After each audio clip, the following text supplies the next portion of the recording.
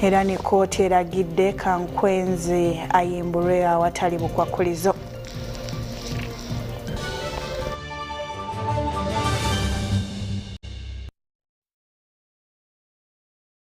Terevu tegeeza muno atanatega UBC TV nti tutandise era katandike n'ekitundu ekisooka ng'atandika n'omukulembeze w'eggwanga atadde omukono ku bbago ery'etteeka erirungamya enkola z'ekitabo ky'abakozi NSSF.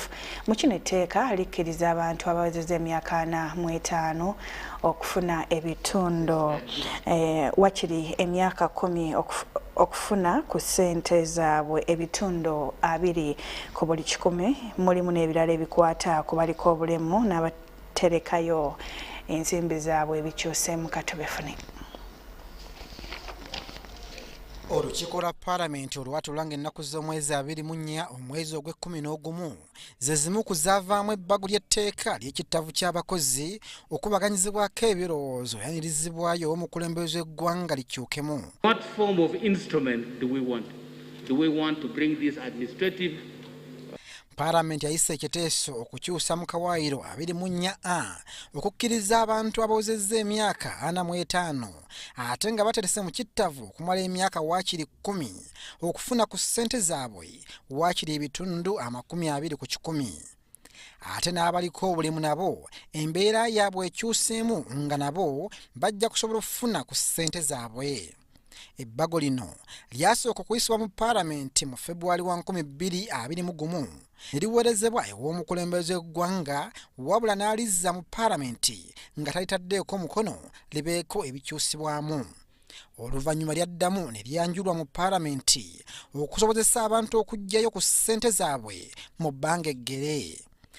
Ebbago lino okufuulibwa etteeka era liwadde minisita obuyinza okulungamya abantu abeeteerayo ssente zaabwe kyeyagalire.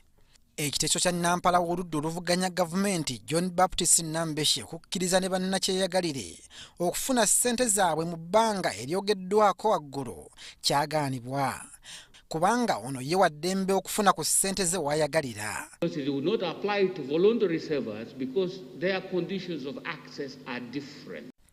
N'akulira oludda oluvuganya gavumenti n'alabula ku lukiiko lwa baminisita okuteekawo enkola eziyinza okulemesa bannakyeyagalire okujjumbira okuterekayo ssente.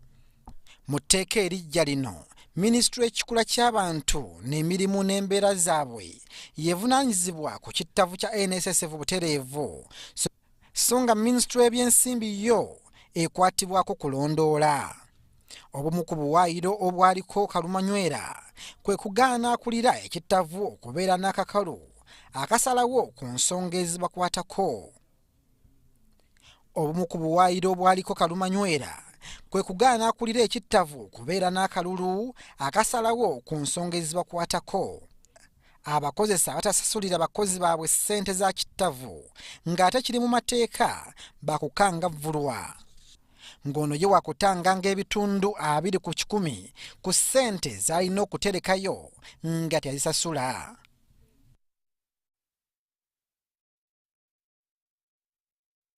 Era omukulembeze w'eggwanga Yoweri Kaguta Museveni afunye eddoozi ey'okunyweza mu kulwanyisa ssennyiga lumiimamawuggwe COVID-19 ate era eno ddoozi agifunidde mu maka ge lwakitulanga era eno ddoozi ya 3 ku mulundi guno afunye ekika kya Pfizer yadde nga gye yasooka okufuna yali ya AstraZeneca. Ab'ekitongole ky'ensi yonna eky'ebyobulamu bawa abantu abasusse emyaka 5 amagezi okwongera okunyweza mu kulwanyisa ekirwadde kya COVID-19 bafuna eddoozi eya booster.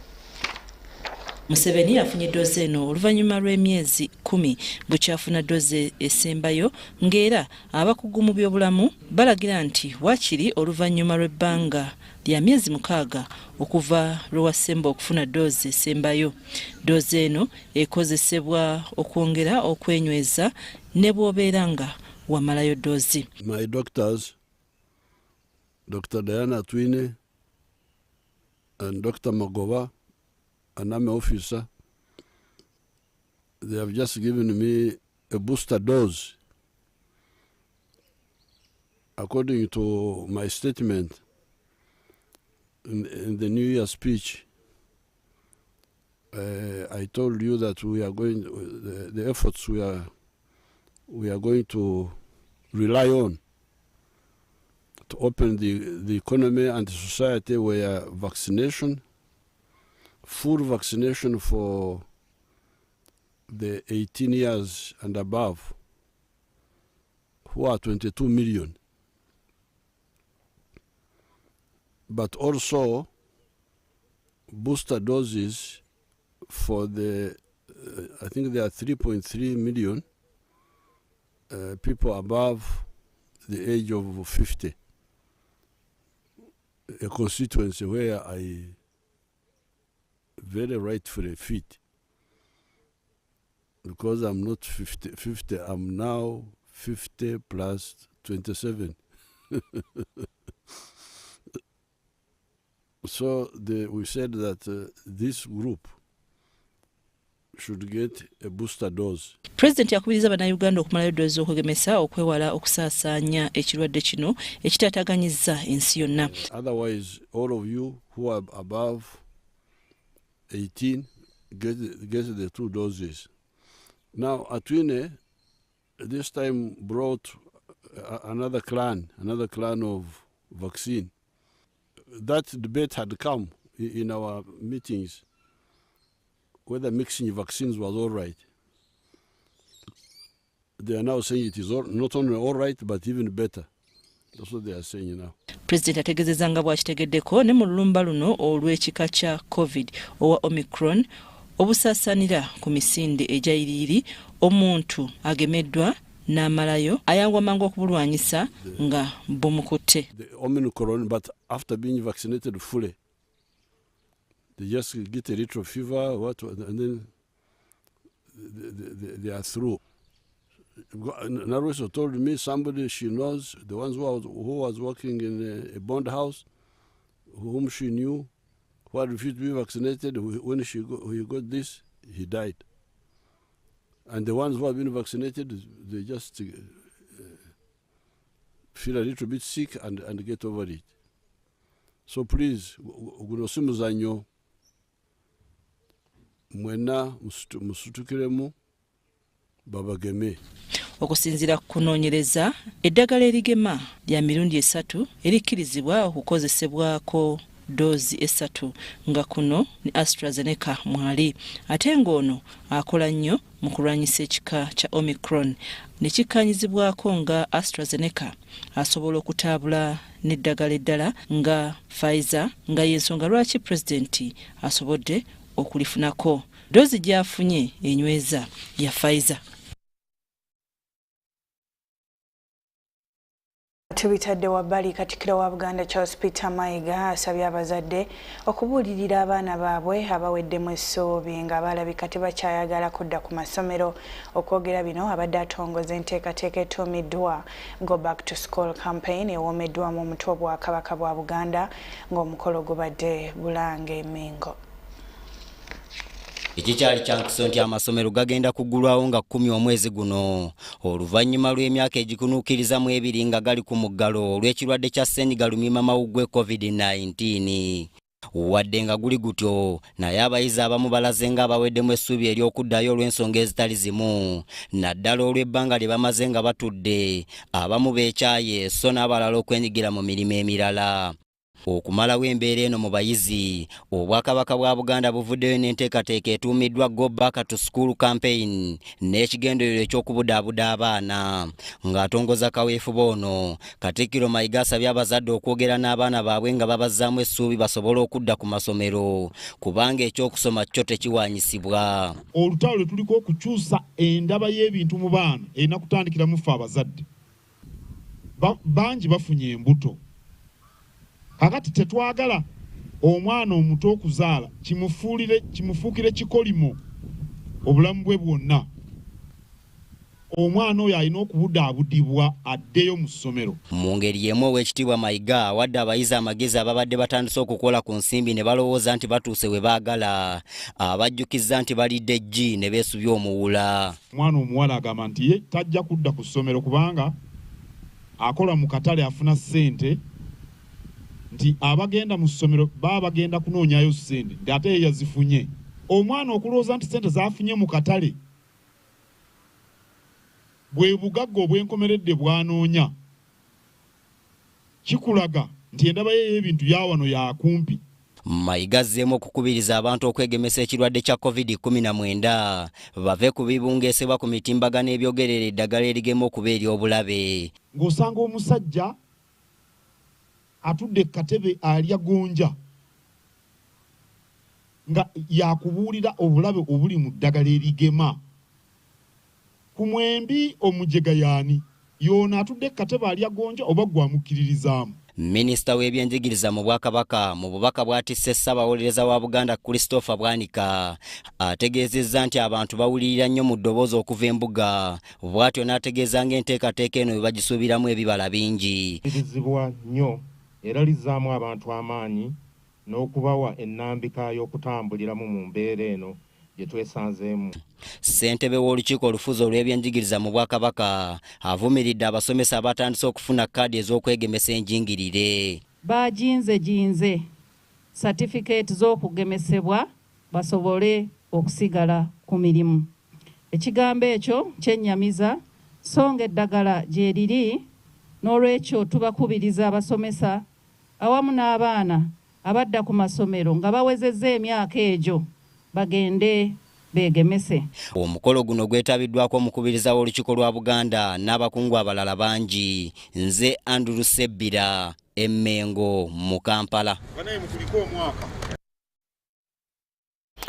Weewaawo ate mu bbanga lya wiiki ng'emu mu maaso amasomero gaakugulwawo oluvannyuma lw'ebbanga lya myaka ng'ebiri nga magale olw'okwekuuma okusaasaana ekirwadde kya COVID-19. Mu kino abazadde beeyiye mu bungi ku luguudo lwa Nasa Road n'enkuluma okugula ebikozesebwa mu masomero kubanga eno buli dduuka kumpi ly'osanga biritunda. Oluvannyuma lw'emyaka kumpi ebiri ng'amasomero maggale, abazadde batandise okweyiwa mu bifo ebitunda ebikozesebwa ku masomero bategeke abayizi okuddayo. Ku Nasa Road wano mu Kampala kye kimu ku bifo ebitunda eby'amasomero era ng'abazadde bayiseeyo mu bungi okugula ebikozesebwa kubanga n'abasinga eyo gye babisuubula. So we are expecting most parents, especially nursery parents, to purchase more goods than the upper classes. Ode yali ku demand ya waggulu nnyo saawa eno, ya waggulu nnyo nga wokiwulira kuba n'amakampuni amanene ga Pick Fair kati nazo ziri busy nnyo nga wokiwulira. Ne kalifa obuzibu bwe tusanze empapula za bbeeyi ate tezirabika. Ku luguudo luno mmotoka zirabiddwako nga zitikka n'okutikkula ekkalaamu, empapula, ebipande, ebitabo n'ebirala. Abali mu mulimu guno bagamba nti okumala emyaka ebiri egiyise ebyamaguzi byabwe kati byesumuludde. They're gradually improving, as you can tell behind. Products are being requested for, the parents are coming to buy, but the only challenge is maybe with the numbers hasn't yet. The numbers are elevated, are slightly improving, but what we hope by the close of the week they will be greatly improving. Abantu abasimbye ennyiriri ku dduuka lino booleka ng'abazadde bwe batatudde nga nabo bagezaako okweteekateeka okuzaayo abayizi okuva nga 10. Namboze Christine ng'ono muzadde ate nga musomesa naye azze kutegekera baana be. Demand is very high and the line was long. Getting to where to get the items, getting the receipt to write what you want to buy. It's not easy. People are many. Abazadde wabula bagamba nti weewaawo balina okuteekateeka naye ensawo nkalu nga beeraliikirivu nti bayinza okukaluubirirwa ennyo okusasula ebisale by'amasomero. What I can say, we are partially prepared. Yeah, things are not easy because we have been hit by COVID and some of us were down. We have not been working, but we have to take back the kids. As we take our children back to school, we request that we be allowed to pay in installments, at least for them to cope up for the time for the time they have been at home. So they will need to be patient with us. Nze Andrew Sebbira ne Sadamu Bale mu Kampala. Batibwako ebyenjigiriza bakyali mu bweraliikirivu nti amasomero agamu gayinza obutasobola kuggulawo ng'okusoma kutandise. Abaddukanya amasomero bagamba nti abamu embeera ebakwatidde ddala ng'era tebalina nsimbi bulungi zitandika kuggulawo masomero gano. Katobefune abiri amasomero lwe gatandika okuggulawo oluvannyuma lw'emyaka egikunukiriza mu ebiri nga maggalo olw'ekirwadde kya COVID-19. Some of the representatives of government have started threatening. If you are a teacher and you have not been vaccinated, don't step at the gate. But you don't know why they are not vaccinated. Either they have gone to the vaccination centers and the vaccines are not there, or they got the first jab, AstraZeneca. Now when they go back, it is not there. Abamu okusobola okwaŋŋaŋŋa embeera eyo basazeewo okwongeza bisale bya kusoma. Amasomero agamu abasomesa bagabulidde ne badda mu mirimu emirala kubanga ebbanga ery'emyaka ebiri libadde eggwanvu. Bano era beemulugunya ne ku nteekateeka ya gavumenti ey'okugaana abakozi abatali bageme so n'abayizi abawezezza emyaka 18 okuyingira mu masomero. You know, the teachers are now in the driving seat. So the issue lies within the school administrators on how they prepare their teachers to manage the situation. Olw'okubanga amasomero mangi gatambulira mu mabanja nga baluŋŋamizibwa banka y'eggwanga, banka ezimu zaasalawo okwongezaayo ku nsasula y'amabanja so n'okukendeeza amagoba.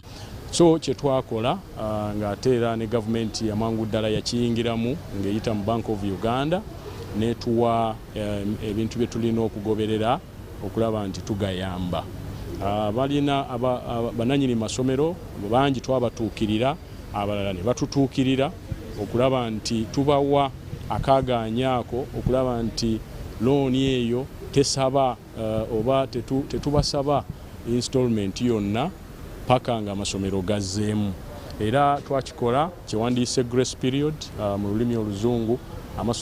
Looni zonna ezisinga zonna twaziwa grace period okusookera ddala paka ku mwaka ate era ne tuddamu nga tuzzeemu omuggalo omulala.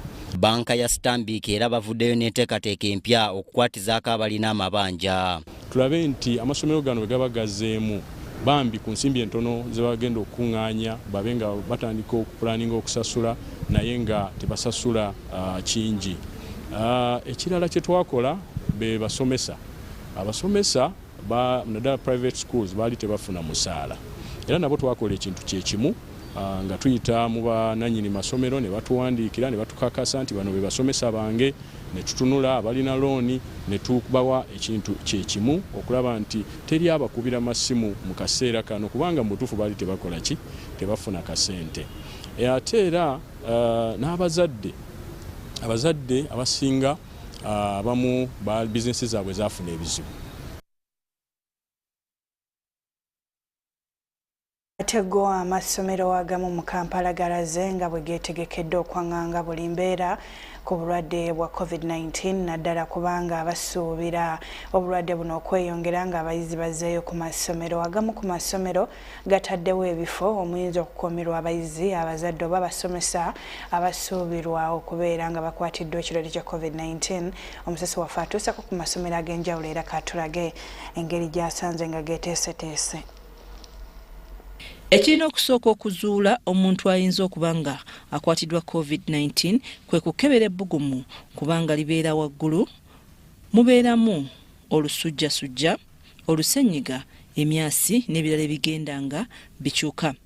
Nga beetegekera okuzza abaana ku masomero, abaddukanya amasomero baguze ebyetaagisa okukebera abayizi nga tebannatwalibwa mu malwaliro. Mulimu obwoma obupima ebbugumu okukebera buli ayingira. Omulimu gw'okulondoola embeera y'obulwadde mu masomero gukwasiddwa obukiiko obwalondebwa mu masomero nga baluŋŋamizibwa ku disitulikiti ne minisitule y'ebyenjigiriza n'emizannyo.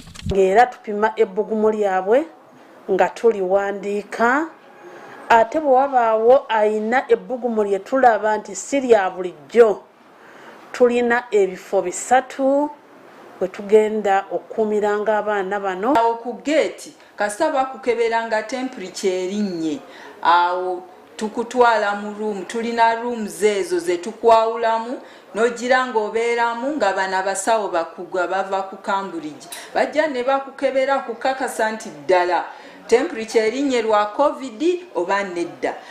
Guno si gwe mulundi ogusoose amasomero kwaŋŋanga obulwadde buno nga basinga bagamba baayigira ku mulundi ogwasooka mu lulumba lwa COVID olwasooka baateekawo ebifo omusobola okwawulirwa abateeberezebwa okuba balwadde okukuuma abalala obutasiigibwa. Abaana Kasero Primary bagamba nti bagenda kwongera okugaziya ekifo kubanga kino ekika ekirumbye kisaasaana mangu. Tuteeseteese waiting room twagala okugiteekamu ebifo ebisukka ku 4 bwe binaaba bikkiriza okubeeramu 5 nti bwe wabeerawo cases ezisukka mu emu temulemererwa temubulwa kyakukola. Nga bajjeeko okubeera n'eddwaliro mwe bajjanjabira balwadde Kololo SS nabo bataddewo ekifo omwawulirwa abayizi abateeberezebwa okuba abalwadde. Awo eno omusawo ono abadde amala kubanga n'ebbanga liri tetwafunako buzibu bwonna. Mpozi eno type ya COVID eyazze nga yeneereeta challenge ez'amaanyi naye COVID oli awedde omusawo waffe abadde akola bulungi. Victoria Education Services bo bakwataganye ne Cambridge Medical Center okubayambako okujjanjaba abayizi abanaasangibwamu COVID-19. Bw'oba ofunye COVID-19 balina obusobozi okulaba nti ddala COVID-19 ate balina n'obusobozi okulaba nti bakuwadde eddagala ne bakujjanjaba. Weetembeera weeyimiridde mu masomero nga beeteekerateekera okuggulawo abayizi batandika okuddamu emisomo gyabwe. Nkomawo n'ekitundu ekyokubiri oluvannyuma lw'obubaka buno ngusaba toseguka tukomawo.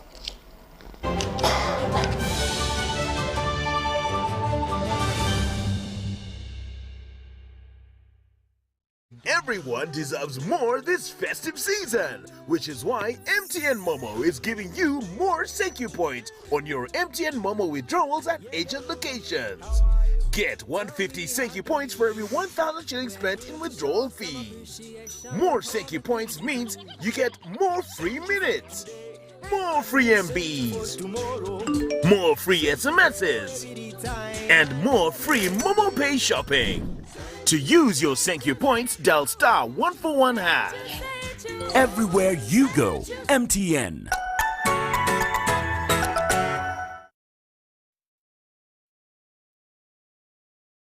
It's the festive season and we love it. And that means it's time to celebrate with GoTV. Come with me. So get your GoCoder and GoTV value for 25,000 shillings to watch with the whole family. And if you're feeling extra festive, upgrade to our best package yet, GoTV Super. Something to look forward to. Download the My GoTV app for more information. Super. We all deserve a super festive season. And with GoTV, there's every reason to love it.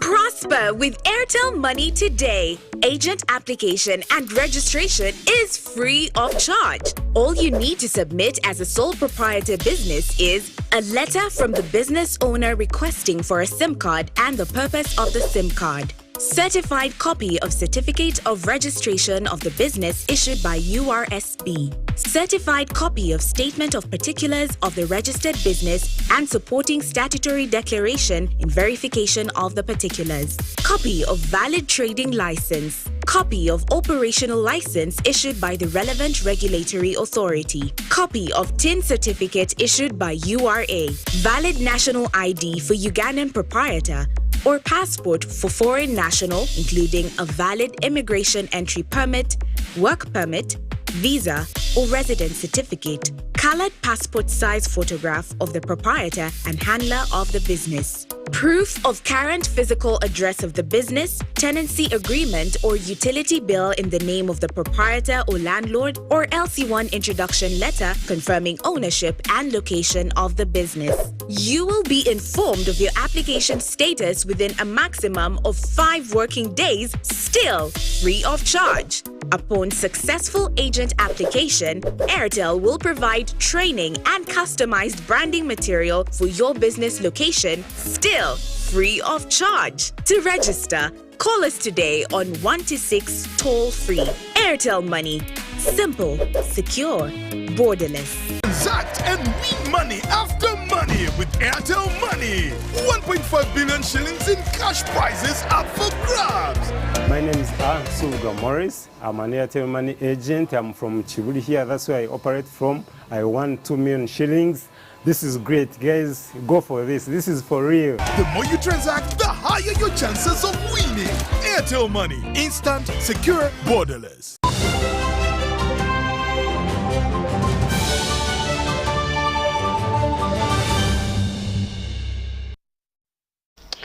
Kitundu kya kubiri ekya UBC LEERO kantandike ne gavumenti yakutandika okwekenneenya abaaliko abajaasi okwetoloola eggwanga kiyambe okubaliyirira n'okusasula ensimbi ez'akasiimo obukadde n'ensako.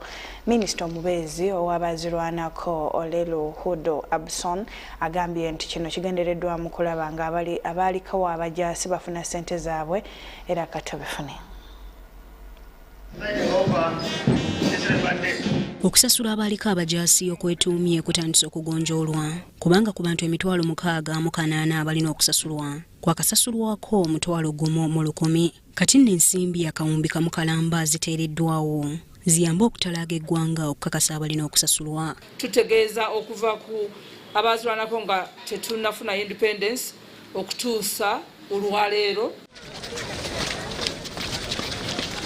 Ebimu ku birina okukolebwa kwe kutunula mu nkaayana eziriwo mu b'eŋŋanda, okumalawo obulyake n'obukulupya, okuteeka ku mwanja obwerufu ate n'okukakasa abantu abaaliko abajaasi abaafa abalina okufuna ssente zino. Who is receiving money when you are not supposed to receive that money according to the law? Omu ku bantu abagwa mu ttuluba eryo ye Atek Zainabu. Ono kitaawe yali Lieutenant Colonel John Angelo Okero nga yali muyeekera mu myaka gy'ekinaana. Amangu ddala nga yakava mu buyeekera era n'ateeka emikono ku ndagaano y'ekisonyiwo ne gavumenti. Omujaasi yafa mu 1988. Mukyala we Rose Akung yali alina okuweebwa ensako yabba yonna. Wabula era naye yali tannakwata ku ssente ezo naye yafa mu mwaka gwa 1996. Ssente ne zeeyongera okwetuuma. So for me what I'm requesting the government to help. There's nothing more that I need to rebury my dad in a decent with a decent burial and to pay his benefit. Atek nga ye mwana yekka abagenzi gwe baalina yamanya ku ssente ezo mu mwaka gwa 2010 nga waliwo omukazi eyeeyita nnyina yali agenza okuggyayo ssente. N'okutuusa essaawa ya leero ssente ezo tazifunanga. This person claims to be my mother and I'm a total orphan. I don't know that lady. Eno y'emu ku mbeera ereetedde gavumenti okutandika okukakasa abantu abalina okufuna ssente. This exercise will equal target all the veterans and estate administrators as well as the widows and widowers already receiving this month pension. Abakwatibwako ssente zino bonna bamulekwa, bannamwandu, abajaasi, abaali babba w'abasirikale bonna bakubirizibwa okujjumbira pulogulaamu eno kubanga yeesembayo. Abatagenda ku fayiro y'omuntu oba oyo atajje oba etaatuukibweko oba etaakola ekikwegamba betutagenda kuverifyinga ku mulundi guno kitegeeza nti akasiimo bakeerabirire ddala. Awulidde ategeeze nate n'ebyo nga tebitadde wabbali kkooti y'eddaala erisookerwako Makindye eyisiza ekiragiro eri ebitongole ebikuuma ddembe okuyimbula oba okuleeta kankwenza lukira basajja yonna gyakuumirwa awatali kakakulizo konna. Kino kiddiridde bannamateeka bakakwenza okwekubira enduulu mu kkooti nga bawakanya engeri gyakuumirwa mu kifo ekitannategeerekeka ne gye buli eno awatali kuleetebwa mu kkooti kugulwako omusango gwonna katobefune. Sabiti yaweze nnamba Bukyanga Kakwenza lukira basajja omuwandiisi w'obutabaaga omubwamu obwala ebitongole ebikuuma ddembe okuva mu maka g'ekisasi Kampala wabula nga ne gye buli eno tannatwalibwa mu kkooti kugulwako misango wadde ng'omwogezi wa poliisi enoonyeza ku misango egy'amaanyi Charles Twine yavuddeyo n'ategeeza nga bwe balina omuntu ono naye nakati tannasimbibwa mu kkooti kugulwako omusango gwonna. okusinziira ku twine Kakwenza Lukira Bashaija alina emisango egimuvunaanibwa okuli okutyoboola omukulembeze w'eggwanga wamu n'omuduumizi w'eggye ly'oku ttaka Lieutenant General David Muhoozi Kainerugaba ng'ayita ku mukutu gwe ogwa Twitter. You know, abusive has no platform, even socially, in our different cultures, and even legally. Even the most known politicians here of opposition have not used some of these words. You can challenge the system, you can challenge the method of work, but you don't go personal. Kati nno bannamateeka bakakwenza okuli Luyimbazi na Lukoola ne Ellen Kiza baddukidde mu kkooti eddala esookerwako e Makindye nga baagala omuntu waabwe aleetebwe mu kkooti bw'aba alina omusango ogumuvunaanwa. Omulamuzi Irene Nambati oluvannyuma lw'okwekenneenya okusaba kuno akkiriza okusaba kwabwe bw'atyo n'ayisa ekiragiro ekikaka ebitongole ebikuuma ddembe naddala poliisi okuyimbula Kakwenza mu bwangu ddala awatali kwekwasa nsonga yonna. Ssemateeka eyakuno ebagaana kuba omuntu yenna aba ateeberezebwa okuba omuzi w'emisango ateekwa okutwalibwa mu maaso ga kkooti ew'omulamuzi mu ssaawa 48 kye bataakoze. Nabwekityo n'abalagira omulamuzi bamute mu bunnambiro nga tewali kakwakkulizo konna. Tuli basanyufu nti omulamuzi awadde ekiragiro ekyo era tututte odeeyo eri ab'obuyinza tugibawadde. Olwakadde ebyo bye tusobodde okukutuusaako olunaku olwaleero tusinkanira olunaku olw'enkya okuva ku ssaawa emu ey'olweggulo. Nze Marion Nakitene ne munange Yusufu Ssenyomo wali ku lulimi olw'obubonero jjukira okwekoma ekirwadde kya COVID-19 weeraba.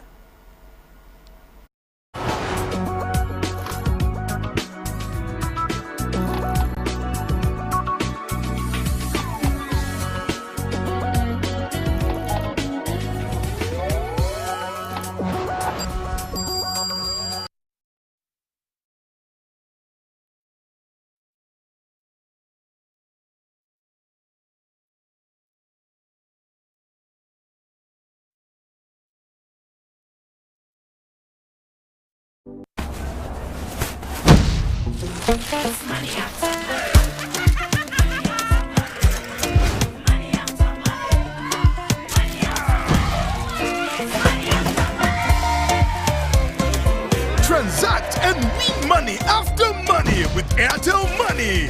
1.5 billion shillings in cash prizes up for grabs.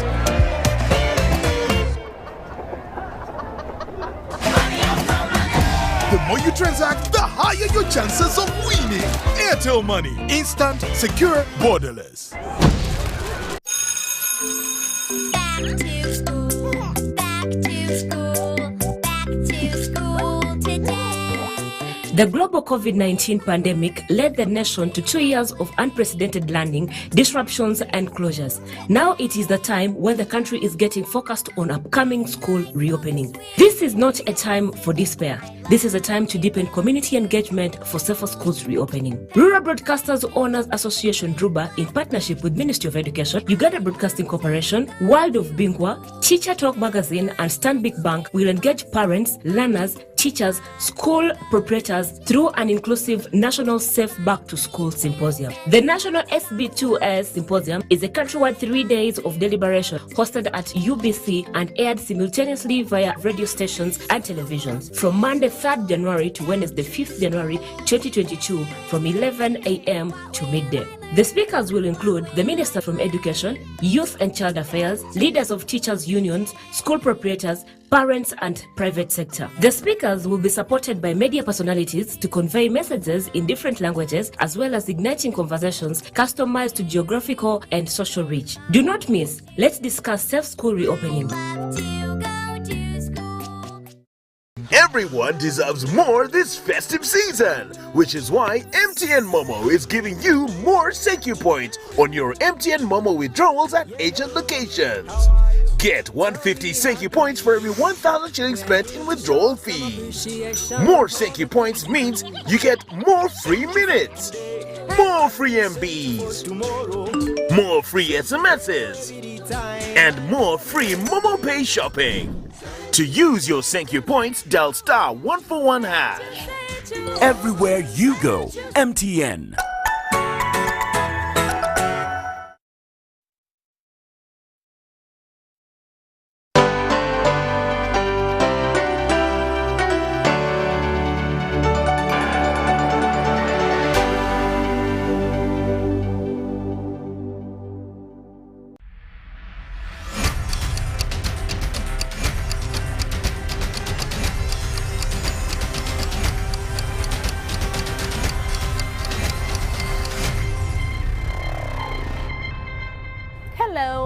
welcome to Children in Our Lives, a program where children and adults speak about violence against children.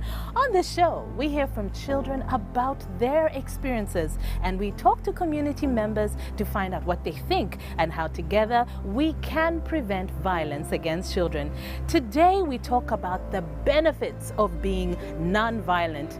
What does that mean exactly? We will start with a story told to Raising Voices, an NGO based in Kampala. And then we will discuss it further in the studio. What are these benefits and how can we change the ways in which we deal with children? Finally, we will hear from a head teacher who decided to try to do things differently and employ non-violent means in his school. But let's start with a story from our favorite storyteller, Mr. Ranjezi Stephen.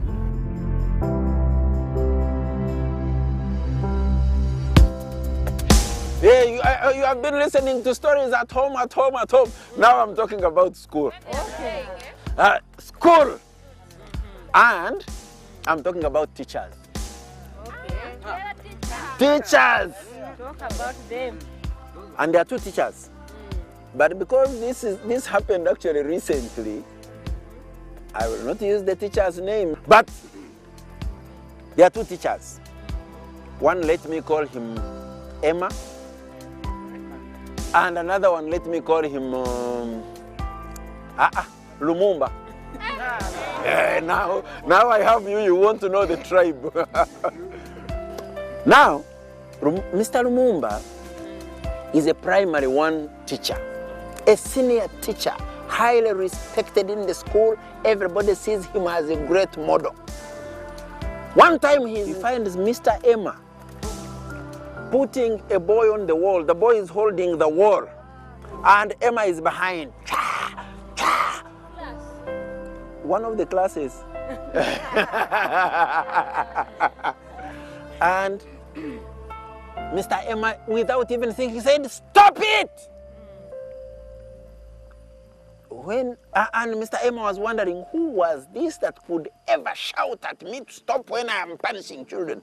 When he looked behind, it was Mr. Emma standing in the window. Lumumba. Mr. Lumumba, thank you.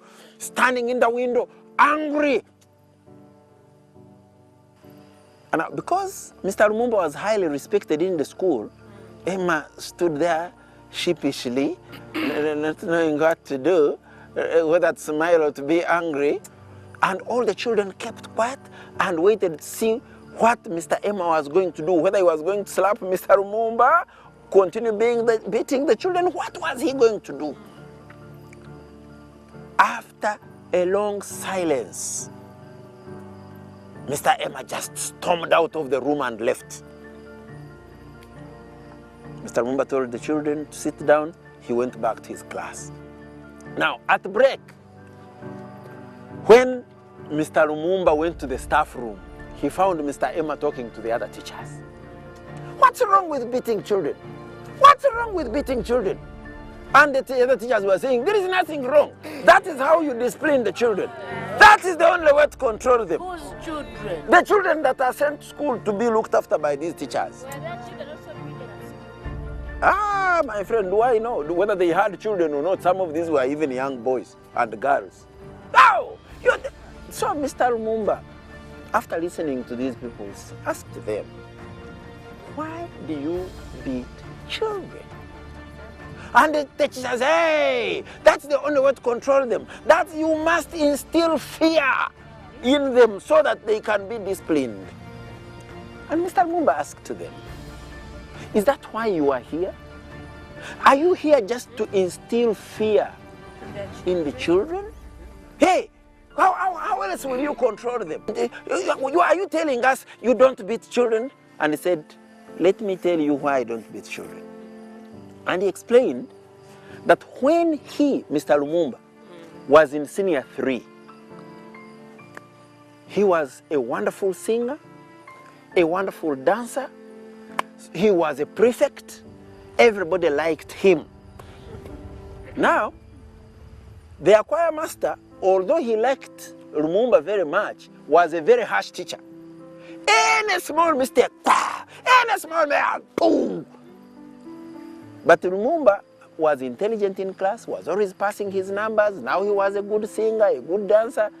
The teacher liked him. One day, just one day like this, they were learning a dance. And, you know, as a child, Lumumba lost his concentration and made a wrong step. Oh!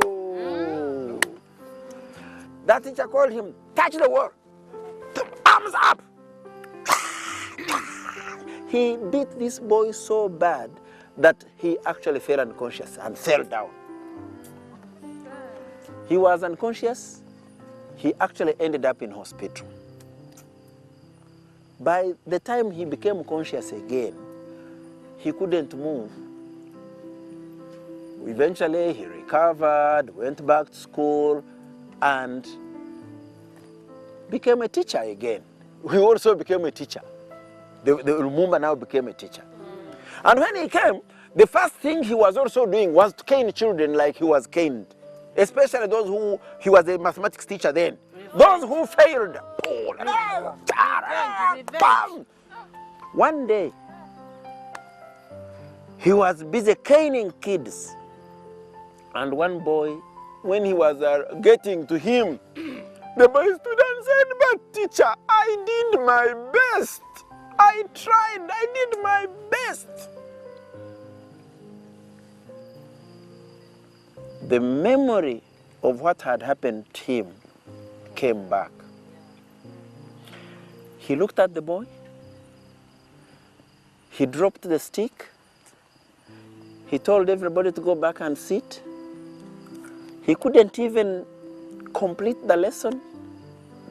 That night, he couldn't sleep. The picture of the boy in front of him crying even before he was beaten and telling him, "I did my best. This is all I'm capable of." And it went back to the time he was beaten, to the time he had to go to hospital. Up to now, actually, his back has never been quite right. And above all, his singing and dancing talent stopped there. He hated singing, he hated dancing, and he's now also not okay with his back. And from that moment when that boy appealed to him, he stopped beating children. And that is why eventually he became a role model to other teachers. All the teachers, the head teacher, all the children, like